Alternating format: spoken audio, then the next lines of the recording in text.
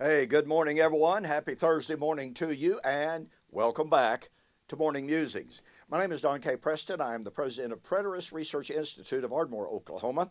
And this morning, we're going to conclude our examination of Jesus' prediction that prior to, quote, the end, there would be false prophets, there would be false messiahs, there would be false apostles, and they would perform great signs and wonders to lead away the believers. Pardon me. I believe I've sufficiently demonstrated that Jesus' prediction came true in the first century. You know, I've got a book here entitled Ancient Christian Commentary on Scripture, and it documents what many of the early church writers said.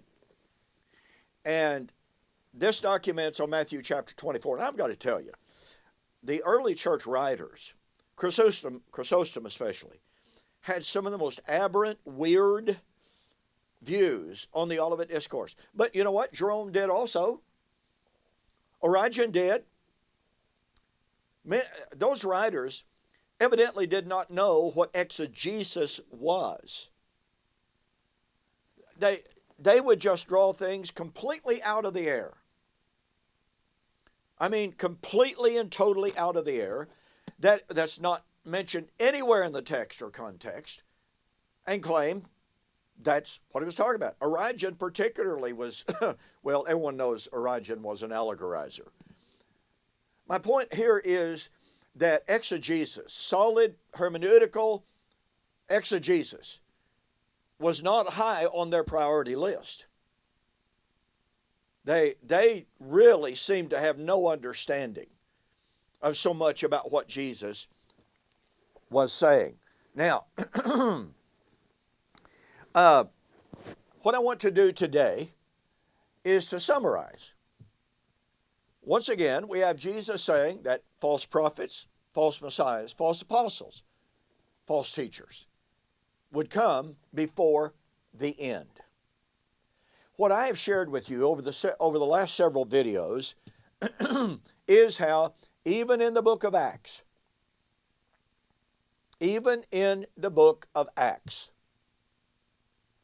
we find the record of the appearance of those very kind of people having the very kind of impact that Jesus said would be the result of their work. Now, when we have Jesus making a prediction, and when we have Luke chronicling the reality of the fulfillment of those words, then upon what basis do we divorce that record from what Jesus said? Likewise, when we come to the epistolary evidence, I've shared with you how Paul chronicles the reality of false prophets, false apostles, false teachers, false messiahs. From Galatians onward, we find the reality of the great apostasy as a direct result of those teaching, well, they were Judaizers particularly, but they were challenging Paul's authority as an apostle. What's that tell us? Well, it's very likely they were claiming to be apostles. In Corinthians, we know there were some who claimed to be apostles of Jesus. And Paul said, I'm going to challenge them when I get there, and I'm coming to you shortly. And Paul said that the signs of an apostle are in many miracles and signs and wonders. So you know what that means? Not only was Paul going to question and challenge their doctrine, Paul was going to put their deeds to the test. You know, it's much like Jesus. Jesus said in John chapter 10, 37 and following, do not believe me for my word's sake, believe me for my works. Therefore, if a man claimed to be an apostle of Jesus Christ, then the early church had every right in the world not to believe them unless and until they performed the miracles of an apostle. Same thing with being a prophet. You can't claim to be a prophet unless you have the power of a prophet. And so what I've shared with you, going through virtually, not every one of them, but almost every New Testament epistle and letter, documenting the presence and the reality of the very people, the very actions of the people that Jesus predicted were going to come. You know, just recently on YouTube, someone asked me, very legitimate question, Don, why is it that you make the same point on this book and then this book and on this book? You say the same thing basically over and over. And I said, yes, I do. Why do I do that? Well, because the way that we learn is repetition, repetition, repetition. And secondly, to demonstrate, you know, it's not enough to show that, okay, in 2 Thessalonians chapter 2, we have the fulfillment of Matthew 24, because as sure as a person simply makes that point, then someone will jump up and say, well, okay, I see your point on Thessalonians, but John over here in 1 John, he was writing about something totally different, don't you know?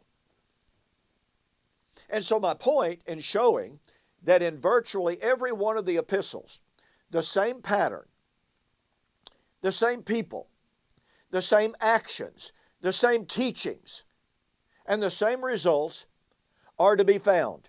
And not only are they to be found, but we have those writers, Paul in Thessalonians, John in 1 John, directly echoing the teaching and the words of Jesus in the Olivet Discourse. Therefore, since Jesus said those things were going to happen in that generation, and since they happened, and their happening is documented for us on the pages of virtually every New Testament book, then that proves to us that Jesus' prediction truly was fulfilled in the first century, in that generation.